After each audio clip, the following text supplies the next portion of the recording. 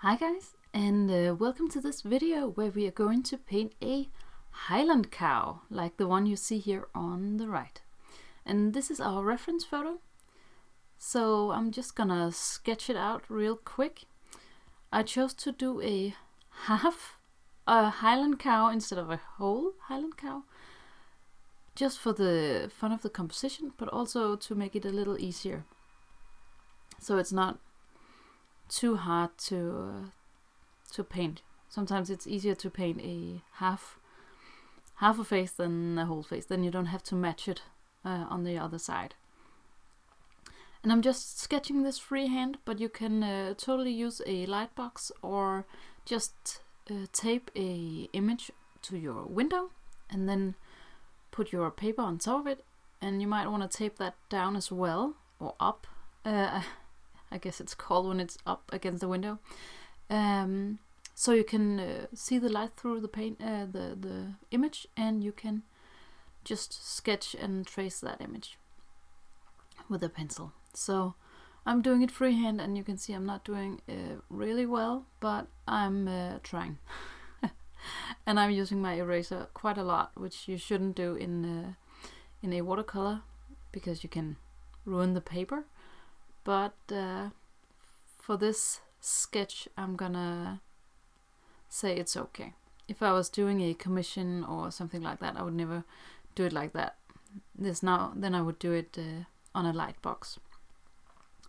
But just being sketchy and just taking the big lines, the bangs and the nose and the ear and the horn. And that's about it. Now I'm just gonna go in with my eraser and just remove the graphite a little. Make sure you have lines still though. There you go. And now we can begin painting. And I'm gonna do the horn here first, putting down some paint, some water, which was meant to be clean, but apparently I had some purple in my brush, but that's okay, then it gets a little tint and you can easier see it. So just wetting the horn and dropping in some color here. And this is a yellow, it's a new Gamboge. And I'm not gonna follow the reference for the colors exactly. Here I'm just doing a purple. I'm actually going with the flow now. I had purple in my brush. I wanted to use it in an active way. And a Quinacrodone Sienna. You can see how the paint is just mingling around in the water, and that's just beautiful. This is going to be a very loose interpretation of a Highland cow, and I hope you'll try it, because it's a super fun way to paint. Just spraying the area of the head here with my Mistspray. So now it's nice and wet, but not entirely wet, not like we just put down a lot of water. It's more like like a mist spray would spray. So I'm just putting down paint here and letting it flow into the puddles that the spray had created. This is the new Gamboge as well. And you can see I'm not being careful at all about this. I'm just doing it super loosely, and here I'm putting the brush on its side so we can drag the color around and create that body for this cow. And I'm just adding a little more color. This is gonna be an undercoat of color that'll shine through our painting. So don't worry, this is not the final thing we're gonna do. Just doing a little bit of shadow there under the mouth area.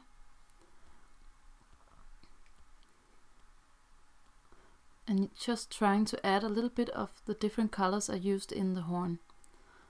Also here is a burnt umber. I'm adding here in a few places. But mostly I actually want the yellow to be shining through. Just doing some splatters here. And some in yellow. And now I'm actually just using clean water. And now I can let the paint dry and we can come back to it when it's dry.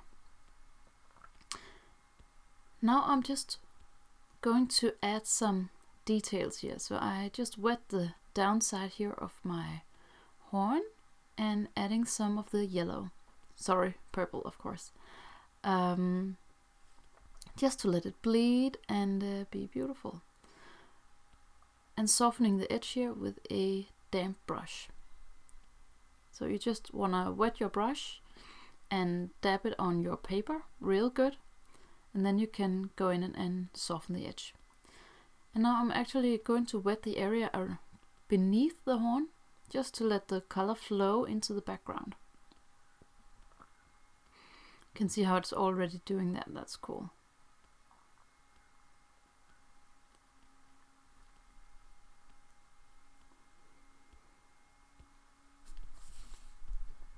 Now I'm just gonna add a little bit more so it can bleed even more. And this painting is going to be a very intuitive process, and I hope you can follow along. This is meant to be a beginner video, so I hope you can follow along on this. Now I'm just gonna do the texture here on the bangs. You can see it has these long, beautiful fur hairs. So I'm just gonna do long strokes in the different colors that we used before.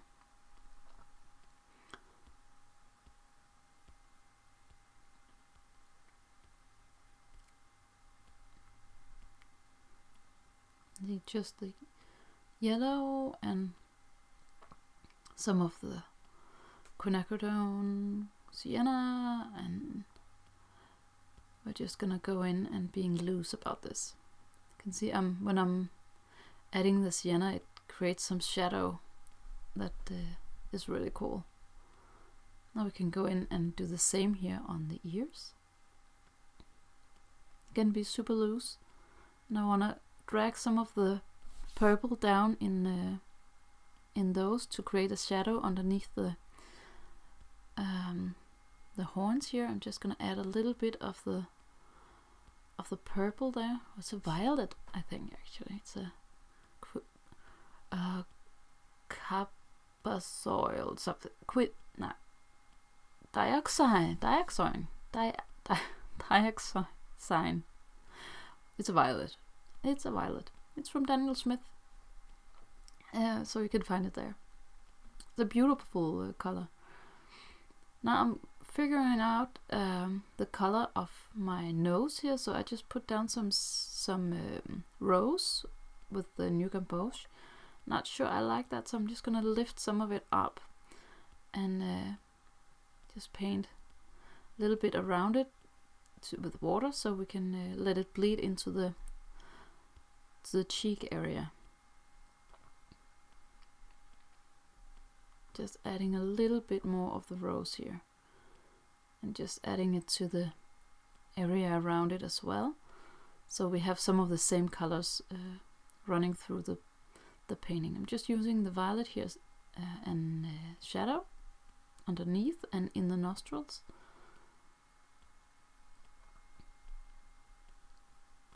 And already this cow has a lot more personality than it had before. But there's still a way to go, I have to tell you. Just adding more texture here, using the tip of my brush, just doing flicks with my brush to create these long hairs.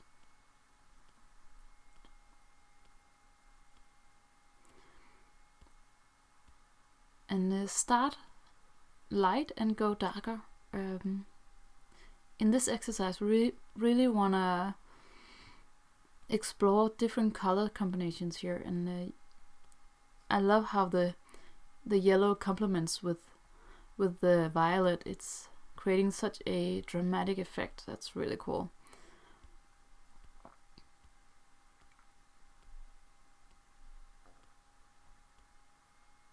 Just gonna do the violet here in the hairs as well, on the body and on the bangs here.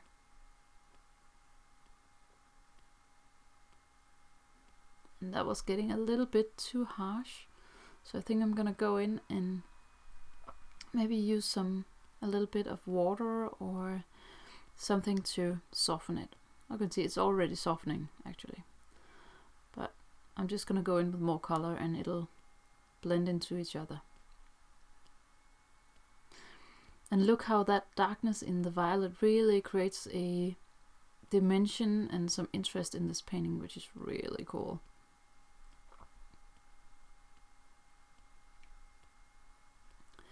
And seriously, I have no idea how I'm gonna teach you this, because it's intuitive process is a hard thing to teach, but it's so fun.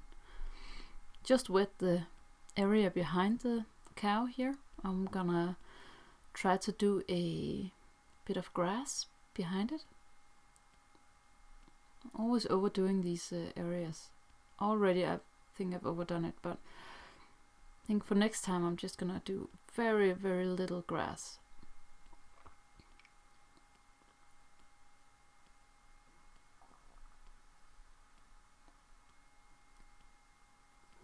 A little bit of texture there, but I'm not gonna do too much for this. I'm actually going to add salt, I think, just to create a texture, and just let that be it. Just gonna spray here a little.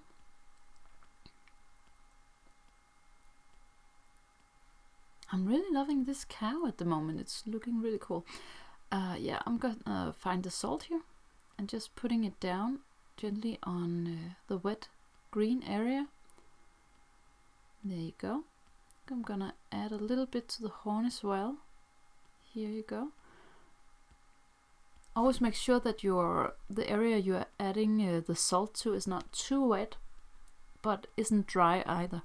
You want to have a nice middle ground where the paper is shiny but not with puddles or anything. So I think hopefully this was the right timing, but we'll see when it's dry. Right now I'm just adding a little bit of color here. I wanted the purple to be in the grass area as well, just to get it more cohesive and looking like it belongs to the painting. But make sure, if you're doing this, make sure you're not touching the salt. The salt will ruin your brush. And now we can let the painting dry.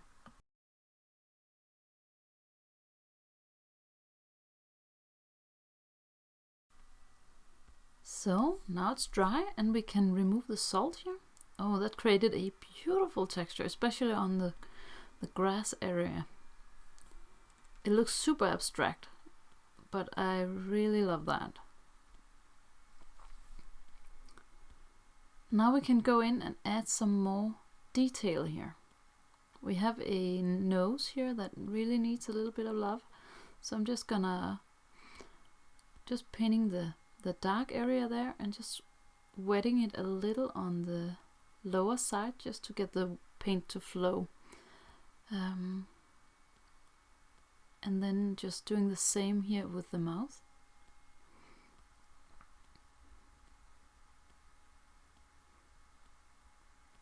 Just wetting it a little so we can get the paint to flow and not be a super harsh line.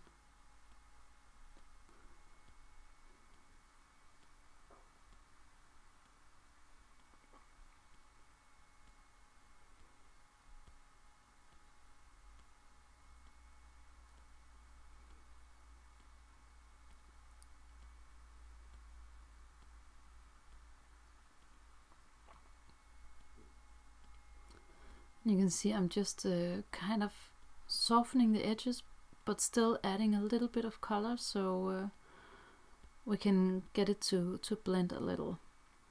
And now just adding an even more shadow here on the horn, because the other one melted into the background. Totally fine. That's what we wanted, but we have to create it again to make sure we actually have a shadow. So I'm just adding a line and just softening the edge. And now I can see that it dried, so it looks like the horn actually stops right before the head, and that was a little annoying. So I'm just gonna paint some hairs here so it'll overlap and look natural. Just doing some darker strokes here on the ear.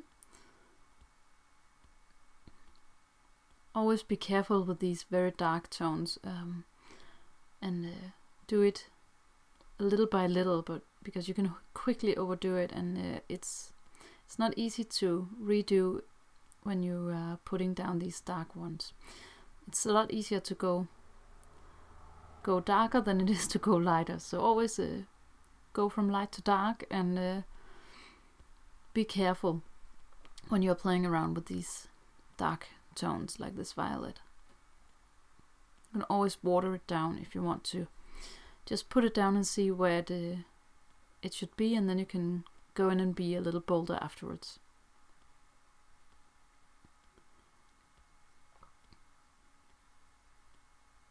I'm using a fairly small brush here, so I get some nice fine lines.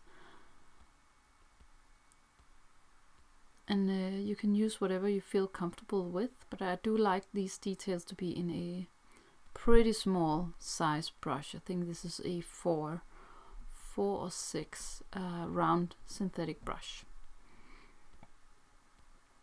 But as a beginner, if you have 3 brushes, a small, a medium and a large brush, you are very well equipped, and you can paint almost anything.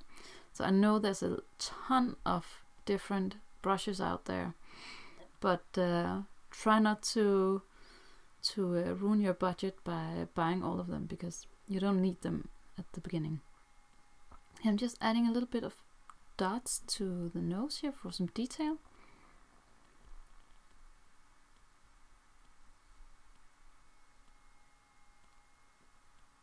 And a bit more here up on the horn. There's a lot of nice texture up there, so I'm not gonna do much, but just a little bit.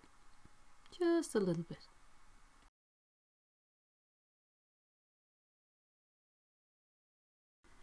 Now I've let the paint dry, and I want to come back in and work with a fineliner for this.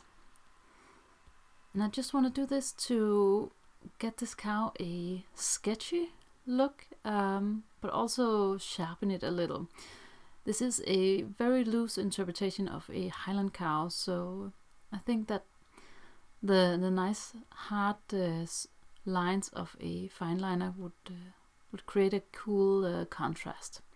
So just, I'm not doing it, I'm not drawing all around it, I'm just doing a little bit of black here in the corner of the nostril, and a little bit of detail on the nose, just around the horn, as you saw before, and just doing a little bit of strokes here in the hair area.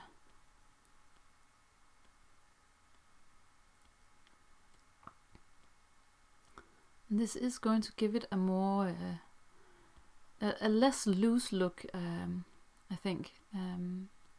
Kind of sharpens it a bit, and it also makes it stand out from the background.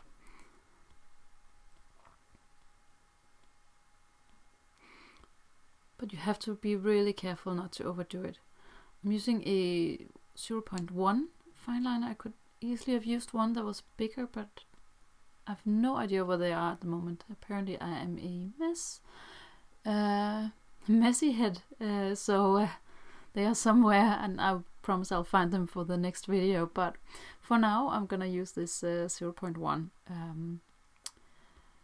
fineliner, and remember to use a waterproof fineliner. It's always important when you are using it with watercolors. And I think we are about to call this a finished piece. Thank you so much for watching, and I will see you in the next video.